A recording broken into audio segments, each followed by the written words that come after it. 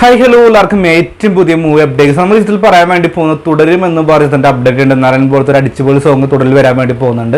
നിവിൻ പോളി കുറേ കാലം ശേഷം മലയാളത്തിൽ സജീവമാകാൻ വേണ്ടി തിരിച്ചുവരും എന്ന് പറഞ്ഞ പോലെ തന്നെ ഒരു ചിത്രം ജോയിൻ ചെയ്തിട്ടുണ്ട്. അതുമാത്രമല്ല പ്രഡു മോഹൻലാലിന്റെ ഒരു ഹൊറർ മൂവി വരുന്നു. ആഭ്യന്തര കുറ്റവാളി എന്ന് പറയുന്ന ആസിഫ് അലി നസീർ റിലീസിന് ഒരുങ്ങുന്നു. മലയാളത്തിൽ ആദ്യമായിട്ട് ഒരു സിനിമാറ്റിക് യൂണിവേഴ്സിൽ വരാൻ വേണ്ടി പോകുന്നുണ്ട്. അപ്പോൾ ഇത്രയേറെ കാര്യങ്ങൾ നമ്മൾ ഇതിൽ പറയാൻ വേണ്ടി പോകുന്നു. നമുക്ക് ആദ്യം തന്നെ തുടരിനെ കുറിച്ച് സംസാരിക്കാം. തുടരും എന്ന് പറയുമ്പോൾ മോഹൻലാൽ എന്ന് പറയുന്ന ആളുടെ കയറി തന്നെ വലിയൊരു മാറ്റം അല്ലെങ്കിൽ ഫീൽ ഗുഡ് എന്ന് പറയുന്ന ചിത്രം, അതുപോലെ തന്നെ ലാലേട്ടൻ ഒരുപാട് നാളിന് ശേഷം ഒരു ടാക്സി ഡ്രൈവറായി വരുന്ന ചിത്രം എന്ന രീതിയിൽ തന്നെ തുടരും വന്നത്. ഇപ്പോൾ ഇതാ അണിയറ പ്രവർത്തികൾ തന്നെ പുറത്ത് വിട്ടിരിക്കുക. തുടരും ഒരു ദൃശ്യം പോലത്തെ മൂവി അല്ല, എങ്കിൽ പോലും ഫീൽ ഗുഡും അല്ല, ഒരു എന്താ പറയുക ഫാമിലി ഡ്രാമ എന്ന് പറയാൻ സാധിക്കും. എന്നാൽ ഒരു പക്ഷേ അതിൽ കൈയടിക്കാവുന്ന രംഗങ്ങളും അതുപോലെ തന്നെ എന്താ പറയുക നിങ്ങൾക്ക് എന്താ പറയുക എക്സൈറ്റ്മെന്റ് തരുന്ന ഒരുപാട് രംഗങ്ങളുണ്ട്. പ്രധാനമായിട്ടും ഷൺമുഖൻ എന്ന് പറയുന്ന ആ വ്യക്തിയുടെ ആയിട്ടുള്ള ഒരു ചിലർ തന്നെ മുന്നോട്ട് പോകും. നമുക്ക് ട്രെയിലറിൽ തന്നെ വ്യക്തമാണ് ആ കഥാപാത്രത്തിൽ ഒരുപാട് നിഗൂഢതകളുണ്ട്, അല്ലെങ്കിൽ അദ്ദേഹത്തിന് ഫാമിലിക്ക് വേണ്ടി എന്താ പറയുക അതിജീവിക്കാൻ വേണ്ടി ശ്രമിക്കുന്നത് തന്നെയാണ്. ഇപ്പോൾ കഴിഞ്ഞ ദിവസം ഒരു പേപ്പർ കട്ടിങ് ന്യൂസ് കണ്ടിരുന്നു. തുടരുമെന്ന് പറഞ്ഞ ചിത്രത്തിന് 16+, അതായത് അതിൻ്റെതായിട്ടുള്ള ഒരു സർട്ടിഫിക്കറ്റാണ് കിട്ടിയത്. അതായത് സെക്ഷലി ആയിട്ടുള്ള ഒരുപാട് എന്താ പറയുക രംഗങ്ങൾ, അതുപോലെ തന്നെ തിരിച്ചറിവ് ത്രില്ലർ പടമാണെന്നൊക്കെയാണ് പേപ്പർ കട്ടിങ്സ് വന്നിട്ടുള്ളത്. അതായത് IMDbയുടെ റിവ്യൂ അനുസരിച്ചിട്ട്. അപ്പോൾ അത്യാവശ്യം നമുക്ക് തോന്നുന്നു ഒരു പക്ഷേ ദൃശ്യമോ അല്ലെങ്കിൽ ദൃശ്യമായി കമ്പയർ ചെയ്യുന്നില്ല, അതുപോലത്തെ ഒരു ത്രില്ലർ മൂവി തന്നെയാണെന്നാണ് പ്രതീക്ഷ. അതിരിക്കുക അതിൻ്റെ ഒരു പ്രമോസ് അങ്ങ് റിലീസിന് തയ്യാറെടുക്കുന്നത് ഉടൻ തന്നെ റിലീസ് ഉണ്ടാകും. കാരണം തുടരും റിലീസ് ചെയ്യാൻ വേണ്ടി ഇപ്പോൾ ജനുവരി 25-ാം തീയതിയാണ്.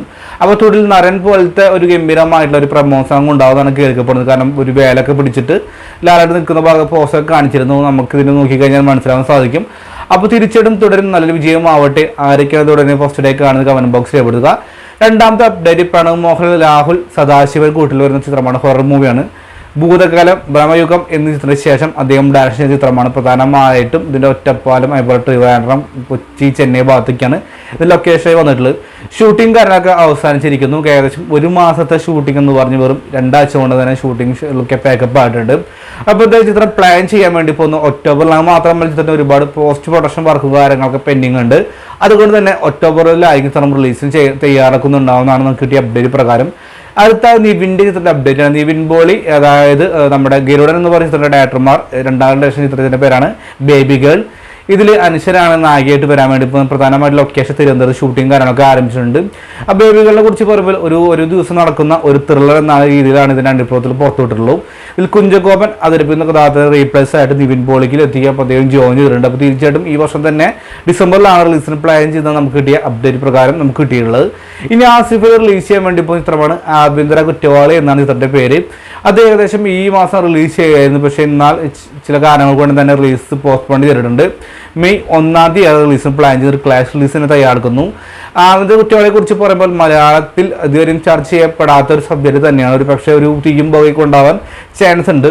പുരുഷന്മാർക്ക് വേണ്ടി സംസാരിക്കുന്ന ഒരു ചിത്രം എന്ന് പറയുന്നു. കാരണം ടീസറിലും ട്രെയിലും അത് പ്രധാനമായിട്ടും വ്യക്തമായി തന്നെ പറഞ്ഞു പോകുന്നുണ്ട്. ഗാർഹിക പീഡനം എന്ന് പറയുമ്പോൾ സ്ത്രീകൾക്ക് മാത്രമല്ല പുരുഷന്മാർക്കും വരുന്നുണ്ട്. അതെന്തുകൊണ്ട് ആരും ചോദ്യം ചെയ്യുന്നില്ല, അങ്ങനെ നിയമം വരണ്ടേ എന്ന് ആസ്വദിച്ച് ചോദിക്കുന്നതും ടീസറിൽ വളരെ ശ്രദ്ധേയമായിരുന്നു. അവർ തീർച്ചയായിട്ടും ആഭ്യന്തര കുറ്റവാളി ഒരു പക്ഷേ ഇവിടെ കോലുകളൊക്കെ തന്നെ സൃഷ്ടിക്കാൻ ചാൻസ് ഉണ്ട്. എനിക്ക് തോന്നുന്നു നല്ല ചിത്രമാവാൻ ചാൻസ് ഉണ്ട്, അതല്ലെങ്കിൽ അട്ടർ ഫ്ലോപ്പ് ആവാനും. എന്തായാലും നല്ലൊരു വിജയമാവട്ടെ തന്നെയാണ് ഞാനും ആഗ്രഹിക്കുന്നത്.